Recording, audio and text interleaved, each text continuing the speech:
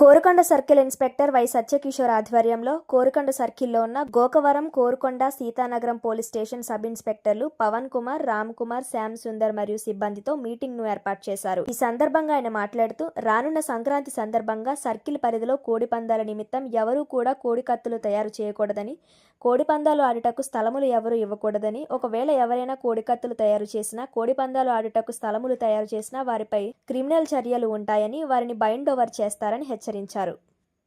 Police వారి విజ్ఞప్తి ఏమనగా అందరూ కూడా అనవసరమైన లింకులు ప్రెస్ చేయవద్దు. అదేవిధంగా మన యొక్క వ్యక్తిగత ఇన్ఫర్మేషన్ ఎవరికి కూడా షేర్ చేయవద్దు. అదేవిధంగా ఏ విధమైన సైబర్ క్రైమ్ బారిన పడినా కూడా వెంటనే 1930 నెంబర్కి ఇమీడియట్గా ఫోన్ చేయవలను. అదేవిధంగా పోలీసు వారిని కూడా సంప్రదించాలి.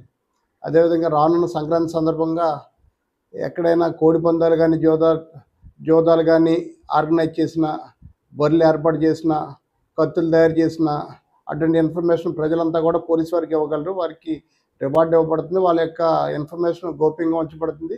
ఎవరైతే ఆర్గనైజ్ చేస్తారో వాళ్ళ మీద చట్ట ప్రకారం కఠినమైన చర్యలు తీసుకొనబడతాయి. అదేవిధంగా కోరుకొండ, గోకవరం, సీతానగరం గ్రామస్తులందరికీ విన్నపమనగా ట్రాఫిక్ దయచేసి అందరూ కూడా సహకరించాలి. రోడ్ల మీద ఎక్కడ పడితే అక్కడ పార్కింగ్ చేసి వెళ్ళిపోవడం అటువంటివి చేయొద్దు. దీనివల్ల ట్రాఫిక్ బాగా పెరిగిపోయింది. ఎక్కడికక్కడ ట్రాఫిక్ ఇబ్బందులు పెరిగిపోతూ ఉన్నాయి. అదేవిధంగా కోరుకొండ వాసులు ఆవుల్ని రోడ్డు మీద వదిలేయడం జరుగుతుంది. దీనివల్ల ప్రయాణికులకి చాలా ఇబ్బంది పడటం జరుగుతుంది. నిన్న అంబులెన్స్ కూడా ఆగి ఇబ్బంది పడటం జరిగింది. ఈ విధంగా చేసినట్ల పంచాయతీ వారి సహకారంతో ఆవులన్నీ కూడా ఎక్కడో చోట బంధించి వాళ్ళ మీద ఫైన్స్ ఇంపోజ్ చేసి కఠిన చర్యలు తీసుకొని పడతాయని చెప్పి తెలియజేస్తూ ఉన్నాం.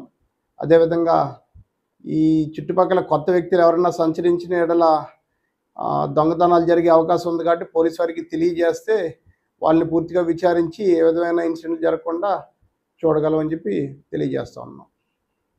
ముఖ్యంగా కాలేజీల వద్ద కానీ, బహిరంగ ప్రదేశాల్లో కానీ, బస్ స్టాండ్లో కానీ, ఏమైనా మెయిన్ సెంటర్లో కానీ ఎక్కడైనా అమ్మాయిలను వెంటపడటం కానీ, వేధించడం కానీ, టీచ్ చేయడం కానీ జరిగితే వాళ్ళ పట్ల కఠినంగా వ్యవహరించడం జరుగుతుంది. అదేవిధంగా గంజాయి కానీ, సారా కానీ ఇల్లీగల్గా ట్రాన్స్పోర్ట్ చేయడం కానీ, వాడకం చేయడం కానీ చేస్తే ప్రజలు తక్షణం మాకు ఇన్ఫామ్ చేయవచ్చు. 112 నెంబర్ ఉంది, లేకపోతే పోలీస్ వారి స్టేషన్ నెంబర్ ఉంది, నా నెంబర్ ఉంది. ఎవరు కాంటాక్ట్ చేసినా కూడా ఇమీడియట్గా రెస్పాండ్ అవుతాం. ఇమీడియట్గా దాని మీద యాక్షన్ తీసుకోబడుతుంది. వాళ్ళ ఇచ్చిన వారి నెంబర్ కూడా మేము గోప్యంగా ఉంచడం జరుగుతుంది. వారికి తగిన పారితోషికం కూడా ఇవ్వడం జరుగుతుంది. సోషల్ మీడియా ప్లాట్ఫామ్స్ మీద ఏ విధమైన రెచ్చగొట్టే వ్యాఖ్యలు చేసినా, అసభ్యకరంగా ఎవరినైనా పోస్ట్ చేసినా కూడా వాళ్ళపై కూడా కఠినపరంగా చర్యలు తీసుకోవడం జరుగుతుంది.